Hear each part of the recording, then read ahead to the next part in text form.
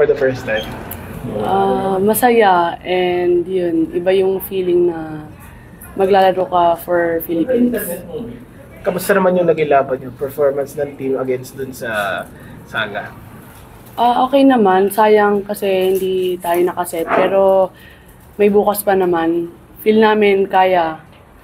And yun, happy ako kasi nakakasundo ko naman lahat agad. Mars, kamusta lang, take us through lang paano ka kinausap to be playing for the national team. Secret po. Charot.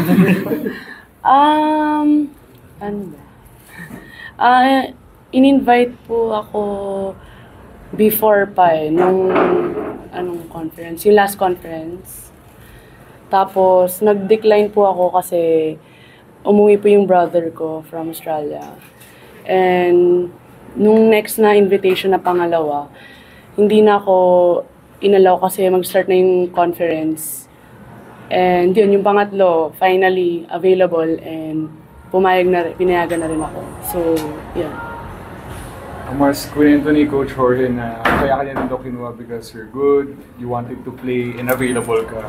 So, gano'n lang kalaga sa'yo yung finally nakuha mo na itong national team call-up na to, and kumbaga, ilang years in the making din bago mo na-achieve itong dream?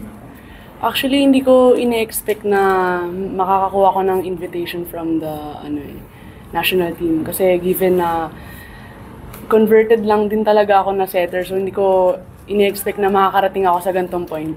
Pero yun, grateful ako na nabigyan ako ng opportunity na ganito, na pangatlong beses na invite ulit ako ni Coach Jorge. And thank you sa kila Sir Tats. Mars, ano na siguro, may maraming nasa players sa national team, sila Thea, Fifi, and Julia, and si team captain si Don.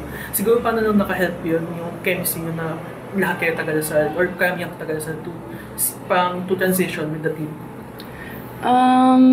Okay naman siya kasi yun nga, magkakakilala na rin naman kami. Pero kailangan pa rin talaga ng training eh. Kahit sabihin na nagkakasama na kami. Matagal na rin yung months na hindi kami nagkakasama. So, training talaga yung kailangan. Kasi stay lang sa program na pinanggalingan. Meron kayong 5 Lasal na players na nasa national team. Ano po, sorry? What does it say lang sa program na pinanggalingan ninyo? Ako, grateful ako kay Coach Ramil din kasi siya talaga yung nag-asa sa amin sa mga Tagalasal. Sobrang grateful kami kay Coach Ramil. Kung hindi din dahil sa kanya, hindi kami makakarating kung nasan kami ngayon. Mars, after one conference, nakalaro mo na ulit si Cici, si Cherry. So, gano'n lang, na-miss mo ba sila? Kasi laro in a competitive level. Siyempre, na-miss po namin silang dalawa. Kasi iba rin yung presence ni Ate Cici at saka ni Ate Cherry. And yun, hopefully, sa next conference, magsama-sama na ulit kami. Takeaways mo nila sa game ngayon, tapos nadadalhin mo for tomorrow's game?